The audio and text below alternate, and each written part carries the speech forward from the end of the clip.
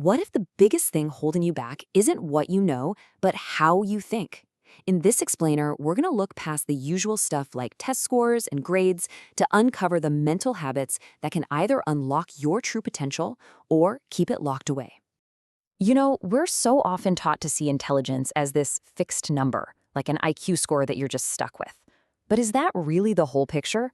What if the real measure of intelligence is something you actually have way more control over? The thing is, intelligence isn't some static label. It's an active process. It's something you do. It's reflected in how we handle information, how we make decisions, and how we respond to the world around us every single day. So let's do that. Let's rethink intelligence. We're going to move past the scores to really understand that sometimes the biggest thing getting in our way isn't a lack of knowledge, but a few unnoticed habits. And it all really starts with this idea called cognitive humility. This is the bedrock of intellectual strength. It's this simple but incredibly powerful ability to just admit, hey, I might be wrong about this. And that isn't weakness. It's the absolute starting point for any real growth. Okay, so with that in mind, let's break down 5 specific cognitive patterns. And it's really important to see these not as, character flaws, but just as observable habits. Because the very first step to changing any habit is just being able to see it in the first place. All right, first up, this one's a biggie. This is that tendency to be absolutely unshakably certain about really complex topics. It leaves zero room for nuance or doubt or other perspectives. It's basically like putting a do not disturb sign on your own mind. And this gets at a really crucial point. Confidence is not the same thing as intelligence. True intellectual strength actually comes from being flexible, from being willing to question your own assumptions, not from just being certain all the time. Okay, number 2 is all about rigidity. You see this when someone treats changing their opinion like it's a sign of weakness or some kind of personal failure. They just dig their heels in, even when they're staring at strong, contradictory evidence right in the face. And this sets up a huge contrast, right? On one hand, you've got rigid thinking, which just locks you into one viewpoint. But on the other, you have adaptive thinking, which sees updating your beliefs as a total strength. It's a clear sign that you're actually learning and growing. Moving right along to number 3, this is a really common trap that a lot of us can fall into.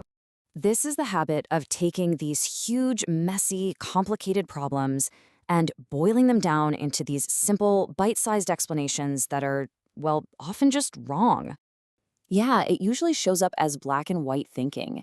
Everything is either always this way or never that way. All the shades of gray, all that important nuance, it just vanishes. And the world gets flattened into these simple slogans, which might feel easy, but it stops us from ever truly understanding what's going on. All right, on to our 4th pattern. This one kind of shifts the focus outward. Now look, of course, external factors play a role in our lives, but this is about something different. It's a chronic habit of blaming other people or other things for every single setback, which shows a real lack of self-reflection. And here's why that matters so much. Self-awareness is a cognitive skill. Real intelligence involves what's called metacognition, the ability to look inward and analyze your own thinking. If every failure is always someone else's fault, that whole engine for personal growth just stalls out completely.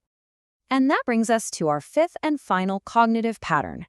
Is this when someone just rarely asks questions? They might actively avoid new perspectives, and they really don't show much interest in learning beyond what they already think they know. Without curiosity, the mind just kind of gets static. It's because you have to remember this. Intelligence grows where curiosity exists. Curiosity is the engine. It's what pushes us to learn, to explore, and to connect with the world on a much, much deeper level. So after hearing all of that, you might be feeling a little called out. I get it. But here's the most important part of this whole explainer, the growth mindset. Your thinking is not your destiny. And this is the great news, right? None of these 5 patterns are permanent personality traits. They are habits. And just like any other habit, they can be recognized, they can be worked on, and they can absolutely be changed over time. So let's end with this really powerful idea. Intelligence isn't just some static thing that you're born with. It's dynamic. It's also about the choices you make every single day and how you approach problems, information, and even your own beliefs. So I'll leave you with a question to take with you. Based on everything we've talked about, what's just one idea, one belief, one opinion that you hold right now that maybe you're willing to reconsider?